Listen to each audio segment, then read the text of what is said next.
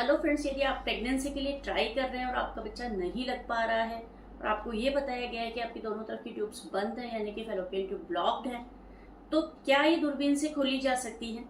मैं doctor Sushila Saini, gynaecologist obstetrician, आज इसी सवाल का जवाब दे रही हूँ कि क्या दूरबीन से दोनों तरफ की जो फैलोपियन ट्यूब है ब्लॉक्ड है खोली जा सकती है क्या? जवाब है हाँ। यदि ट्यूब्स बहुत ज़्यादा तरीके से डैमेज नहीं है, केवल चिपकी हुई है, तो उनको दूरबीन डालकर तार से खोला जा सकता है। ये जो प्रोसीजर हम करते हैं उसको हिस्ट्रोस्कोपी बोलते हैं। नीचे से बच्चेदानी के अंदर दूरबीन डाल के पहले दोनों तरफ की जो ट्यूब की ओपनिंग होती है बच्चेदानी के अंदर उसको चेक किया जाता है, फिर नीचे से एक पतला वायर जैसी चीज डालकर उसको खोला जाता है, जो ब्लॉकेज होता है उसको हटाया जाता है। फिर उसके बाद उसके अंदर नॉर्मल सलाइन यानी जो पानी होता है उसको पुश किया जाता है, अंदर से प्रेशर से डाला जाता है, जिससे कि अंदर जो भी कचरा है, जो भी म्यूकस है या ब्लड के क्लॉट्स हैं जो महीना आने के बाद या इन्फेक्शन के कारण जमा हो जाते हैं, उन सबको उसमें से क्लीन कर दिया जाता है, यानी कि ट्यूब की धुलाई हो जाती है, सफाई हो जाती है और जो ब्लॉकेज है वो खुल जाता है। अब इसको चेक करने के लिए पेट में दूरबीन भी डालनी पड़ती है, जिसको कि लेप्रोस्कोपी कहा जाता है, क्योंकि जो दूरबीन से पेट के अंदर का हिस्सा हम देखते हैं वो यूट्रस और यूट्रस के दोनों तरफ की नलियां, ये ऊपर से देखा जाता है, और जब अंदर से देखना है तो नीचे से दूरबीन डाली जाती है। इसलिए दोनों प्रोसीजर साथ साथ किए जाते हैं।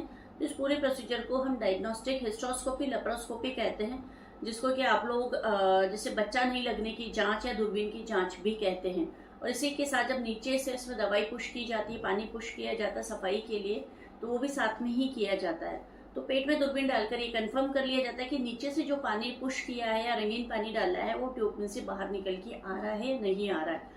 इस तरीके से कंप्लीट प्रोसीजर होने से जो ब्लॉकेज है वो खुल जाता है और आगे आपकी नॉर्मल प्रेगनेंसी होने का रास्ता भी खुल जाता है। तो अगर आपकी भी ट्यूब्स आपको ब्लॉक बताई गई है और HSG टेस्ट के अंदर ब्लॉक बताई गई है, तो डेफिनेटली खुलने की बहुत ज्यादा उम्मीद होती है, क्योंकि HSG टेस्ट 50-50 होता है, यानी कि यदि उसमें ब्लॉक बताई गई है तो 50% चांसेस ही हैं कि वो ब्लॉक होंगी।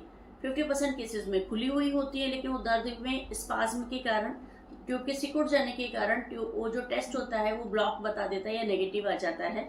और जब जनरल एनेस्थीसिया यानी पूरी बेहोशी देखी दूरबीन की जांच की जाती है तो वो ट्यूब्स खुली होती हैं। दूसरा, यदि उसमें कोई छोटा मोटा कचरा होता है तो पानी के प्रेशर से साफ हो जाता है।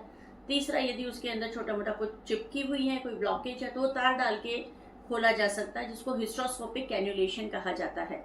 तो इस तरीके से बंद ट्यूब में आप बिल्कुल निराश नहीं हुई है, अपने गायनी के डॉक्टर से मिलिए, दूरबीन से जांच करवाइए और इलाज करवाइए।